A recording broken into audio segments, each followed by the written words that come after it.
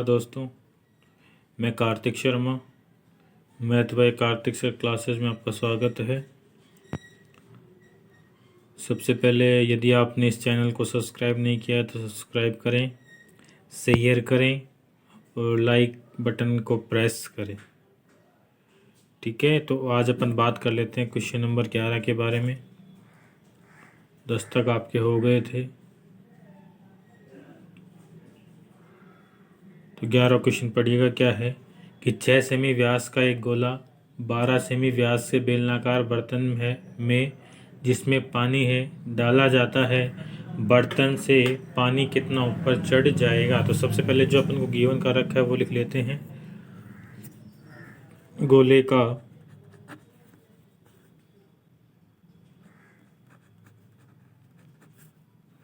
व्यास कितना दे रखा है अपन को? 6 सेमी। गोले की त्रिज्या निकालिए। गोले की त्रिज्या R1 मान लेते हैं।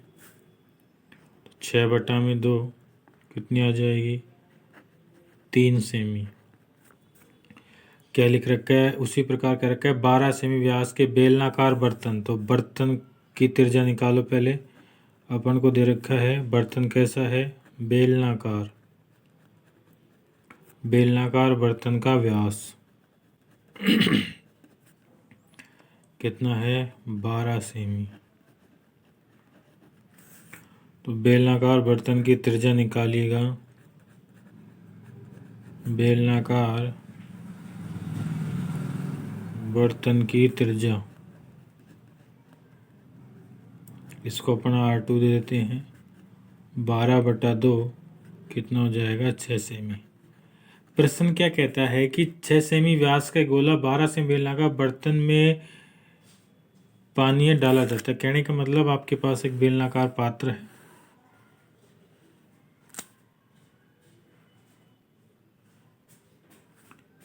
ये पानी से भरा हुआ है।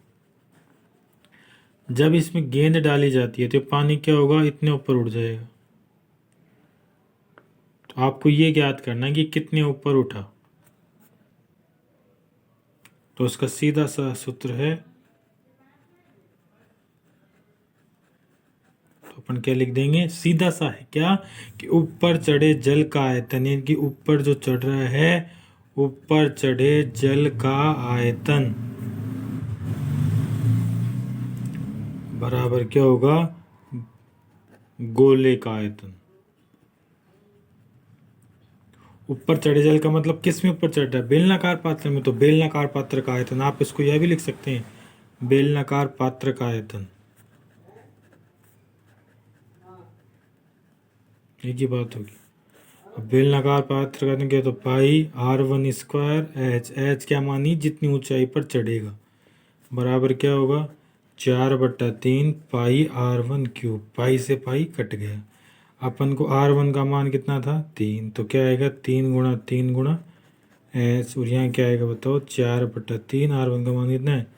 6 × 6 × 6। 6 है ना। तो जब H का मान अपन निकालेंगे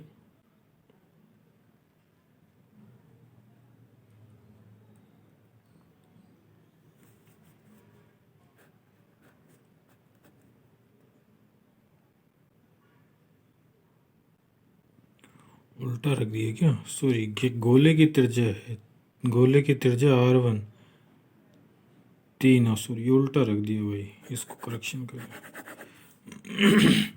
R1 का मान तो गोला है ना, जबकि ये बेलन का सूत्र है। तो बेलन की त्रिज्या आएगी, यहाँ तो आएगी R2 और यहाँ आएगी R1। ये सही कर ले आप, करेक्शन कर ले इसको। ठीक है, अब रखें R2 का मान कितना है? 6। तो क्या आएगा? 6 × 6 × H बराबर 4 × R1 का मान कितना है? 3। तो 3 × 3 × 3 बटा में कितना? 3। तो H क्या आ जाएगा आपके पास? 4 × 3 × 3 × 3 बटा 6 × 6 × 3। अब काटो, 3 से 3 कट गए, 3 दूनी 6, 3 दूनी 6 और 2 दूनी 4, तो 1 सेंटीमीटर, यानी कि पानी कितने ऊपर उठ जाएगा? 1 सेंटीमीटर। कब? जब आप गोले को पात्र में डालेंगे। ठीक है, तो इसको करेक्शन कर लेना। जो ऊपर त्रिज्या थी ना, इसमें थोड़ी मिस्टेक हो गई थी। सीधी सी बात है, आपको गोले की त्रिज्या निकाल लो, बेलन की त्रिज्या निकाल लो। जब गोले को बेलन में डाला जाएगा तो ऊपर उठ जाएगा। तो इसकी सीधा का मतलब क्या? सीधा सा मतलब ये हो गया कि बेलनाकार पात्र का आयतन बराबर क्या होगा? गोले का आयतन। अब त्रिज्या आप एक बार इसको करेक्शन कर लेना, है ना। और यहाँ कितनी आ जाएगी? 1 सेंटीमीटर। ये कौन सा क्वेश्चन था? Question number 11। बार और कर लेते हैं, देखिएगा क्या है। प्रश्न नंबर 12 देखिएगा क्या है कि 9 सेमी की अंतः त्रिज्या वाली एक अर्धगोलाकार कटोरे में एक द्रव भरा हुआ है, और क्या कहता है? इस द्रव को 3 सेमी व्यास और 4 सेमी ऊंचाई के छोटे छोटे बेलनाकार बर्तनों में भरना है।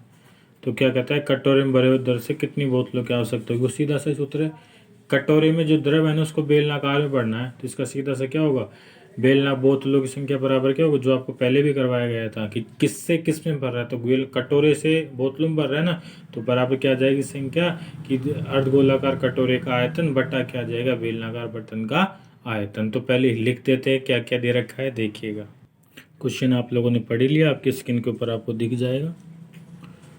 अब क्या कहता है? अपन को जो दे रखा है वो लिख लिया। अर्धगोलाकार कटोरे की त्रिज्या दे रखी थी R1, तो 9 लिख ली। बेलनाकार बर्तन का व्यास 3 सेमी थी, तो बेलनाकार बर्तन की त्रिज्या R2 मान ली, 3/2 होगी। ठीक है, तो बेलनाकार बर्तन की ऊंचाई कितनी हो गई? H दे रखी थी 4 सेमी। अब क्या कहता है आपको प्रश्नानुसार?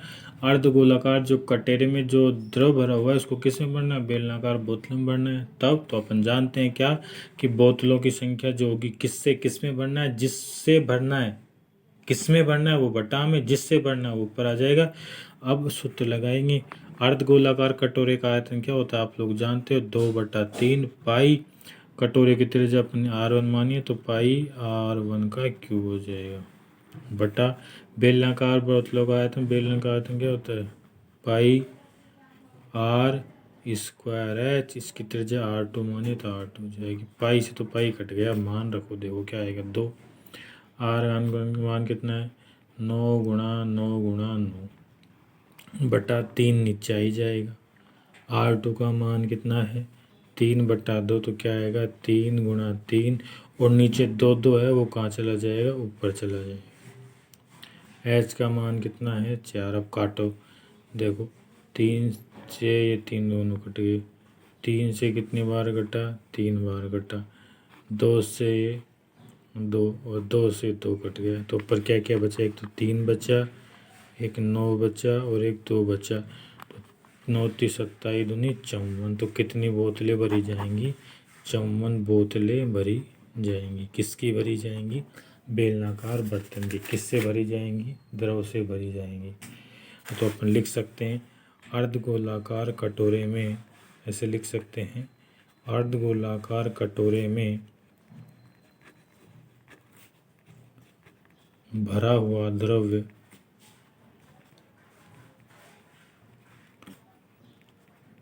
चौवन बेलनाकार बोतलों में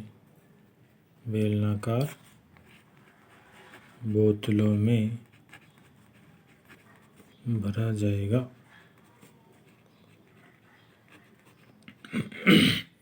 ये कौन सा क्वेश्चन किया अपन ने? 12वां क्वेश्चन।